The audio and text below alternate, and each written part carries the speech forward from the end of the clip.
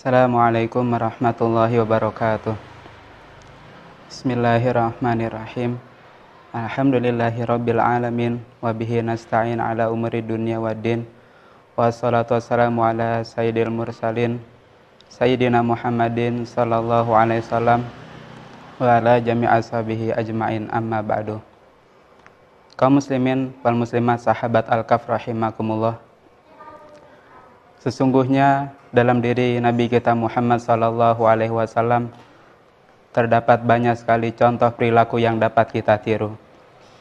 Seandainya kita membuka sejarah, maka disitulah kita bisa melihat bahwa segala aktivitas beliau itu merupakan contoh yang terbaik. Mulai daripada bangun tidur sampai beliau tidur kembali, di setiap saat, baik itu pagi hari, siang, sore, malam, tentu ada teladan yang bisa kita tiru. Begitupun dalam hal ubudiyah, muamalah, muasyarah, akhlak, dalam kehidupan sosial beliau, moral beliau, akhlak beliau bersama masyarakat itu dapat kita tiru semuanya. Allah Subhanahu wa taala telah sebutkan di dalam surah Al-Qalam ayat 4, wa innaka la'ala khuluqin azim. Sesungguhnya engkau berada pada akhlak yang sangat agung. Khususnya di masa pandemi ini, ketika kita melihat banyak sekali orang-orang yang tertular daripada wabah penyakit, ya maka bisa kita lihat apakah yang dahulu telah diperbuat oleh Nabi kita Muhammad sallallahu alaihi wasallam. Karena tentu di masa beliau juga pernah terjadi hal-hal yang serupa, yaitu tersebarnya wabah penyakit. Yang mana Nabi mengingatkan kepada para sahabat radhiyallahu an ya tentang pentingnya karantina wilayah, sehingga orang yang sakit yang berada di wilayah tersebut itu tidak boleh keluar dari tempat tadi. Begitupun orang-orang lain juga dilarang oleh Nabi untuk mendatangi tempat tersebut. Kaum muslimin wal muslimat sahabat Al-Kaf rahimakumullah, ya namun di samping itu kita tahu bahwa beliau adalah memiliki akhlak yang paling utama, dan beliau mencontohkan selayaknya apa yang harus kita berbuat terhadap mereka yang sedang mengalami penderita sakit. Termasuk hak daripada seorang muslim ketika ada yang sakit saudaranya, maka ia harus mengunjunginya.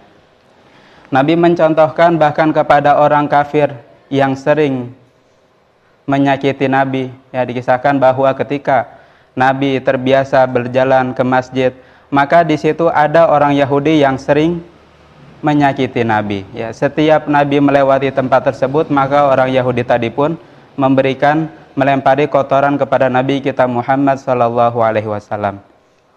Suatu ketika Nabi melewati jalan yang sama, maka Nabi melihat ya, bahwa tidak ada orang Yahudi yang biasa melempari Nabi dengan kotoran tersebut.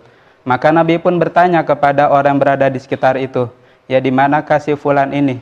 Kok tumben dia tidak kelihatan? Ya, maka orang yang ditanya Nabi pun menjawab bahwa orang Yahudi tadi ini ternyata sedang menderita penyakit. Ya, dan orang Yahudi tadi pun sedang berbaring di dalam rumahnya.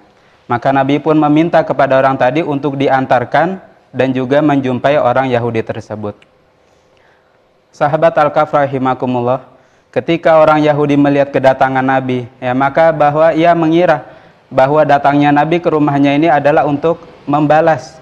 Ya, dahulu ketika ia dalam keadaan sehat sering menyakiti Nabi, maka ia mengira bahwa datangnya Nabi ke rumahnya pun adalah untuk membalas perbuatan tersebut.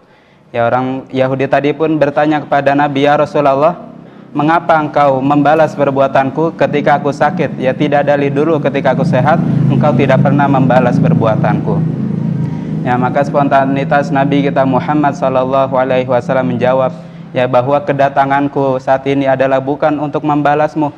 Ya, aku sama sekali tidak pernah membenci daripada kelakuanmu.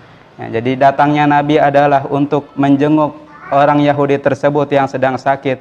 Ya, bahkan Nabi pun mendoakan agar Allah Ta'ala memberikan kesembuhan kepada orang Yahudi tadi.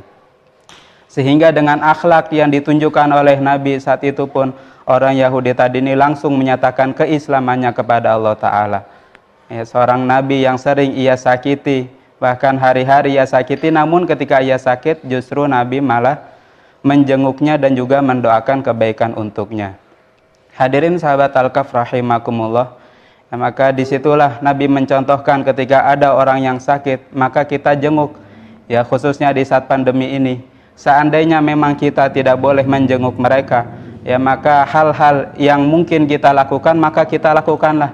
Ya mungkin kita bisa telepon daripada orang tersebut, ya kita nanya bagaimana kabarnya, kita nanya kebutuhannya apa. Ya memang jika memungkinkan kita kirim makanan-makanan untuk keluarganya di rumah, karena tentu mereka pun membutuhkan pertolongan.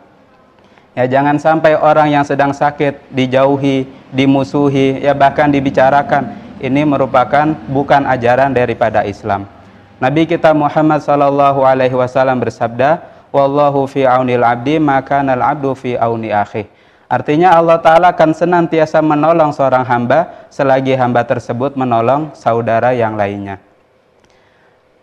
Dalam hadis yang lain pun Nabi bersabda bahwa la yu'minu ahadukum hatta yuhibba li akhihi ma yuhibbu li nafsihi. Tidak sempurna iman salah seorang di antara kalian sehingga ia mencintai saudara lainnya sebagaimana ia mencintai dirinya sendiri. Ya, sehingga hal ini bisa kita bayangkan seandainya mungkin diri kita yang sedang sakit atau keluarga kita yang sedang sakit, maka tentu kita ingin perhatian yang lebih daripada orang-orang yang berada di sekitar kita. Inilah akhlak yang ditunjukkan oleh Nabi kita Muhammad SAW, bahwa sesama kaum muslimin itu harus menolong, membantu, yang mendoakan ketika ada yang sedang sakit. Kita kasih support mereka, kita kasih semangat ya bahwa penyakit ini datang dari Allah ya, dan yang menyembuhkan juga adalah Allah Ta'ala ya, dan juga penyakit ini pada hakikatnya akan mengampuni dosa-dosa, menggugurkannya dan juga menaikkan derajat kita di sisi Allah Subhanahu wa Ta'ala. Hadirin sahabat Al-Kaf rahimakumullah, semoga bermanfaat khususnya untuk diri kami pribadi. Wabillahi taufiq wal hidayah. Wassalamualaikum warahmatullahi wabarakatuh.